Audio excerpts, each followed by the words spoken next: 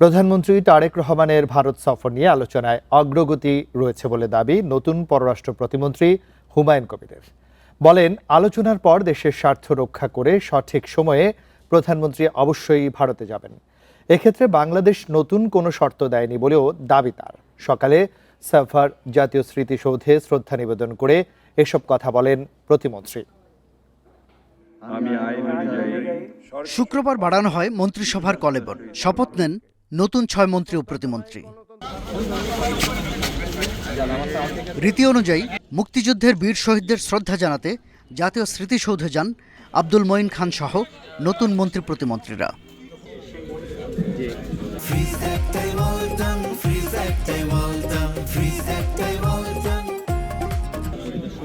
শ্রদ্ধা নিবেদনের পর সাংবাদিকদের সঙ্গে কথা বলেন তারা।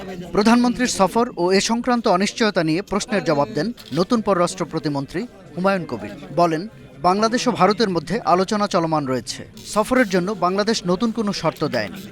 এটা আমরা কনসেনসাস আমরা আসবো, উই ক্যান ভিজিট ভারত যদি কালকের ভিতরে আমরা একটা we can do it next week, we can visit next week or the week after. এখানে কোনো রাশ নাই, এখানে আলাপ আলোচনার বিষয় আছে, এখানে গ্রাউন্ড ওয়ার্ক করার বিষয় আছে। তো we doing that is good will, good gestures that India থেকেও আসছে, একটু প্রোগ্রেস হোক এবং আলোচনার ভিত্তিতে আমাদের ন্যাশনাল ইন্টারেস্টের ভিত্তিতে আমরা অবশ্যই যাব যখন দ্য টাইম ইজ রাইট। পরে মন্ত্রিসভার নতুন সদস্যরা যান রাজধানীর জিয়া উদ্যানে।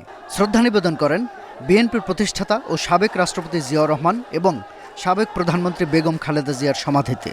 সেখানেও গণমাধ্যমের মুখোমুখি হন মন্ত্রী প্রতিমন্ত্রীরা। নতুন স্থানীয় সরকার পল্লী উন্নয়ন সমবায় মন্ত্রী বলেন, মন্ত্রিসভার পরিবর্তন একটি স্বাভাবিক প্রক্রিয়া। সরকারের ধারাবাহিকতায় পরিবর্তন অবশ্যম্ভাবী এবং সেই সূত্রে আমাদের মাননীয় প্রধানমন্ত্রী জনাব তারেক রহমান বাংলাদেশের কল্যাণকে সামনে রেখে, বাংলাদেশের সুশাসনকে সামনে রেখে, বাংলাদেশের মানুষের অধিকারকে সামনে রেখে তিনি সরকার পরিচালনায় কিছু পরিবর্তন এনেছেন।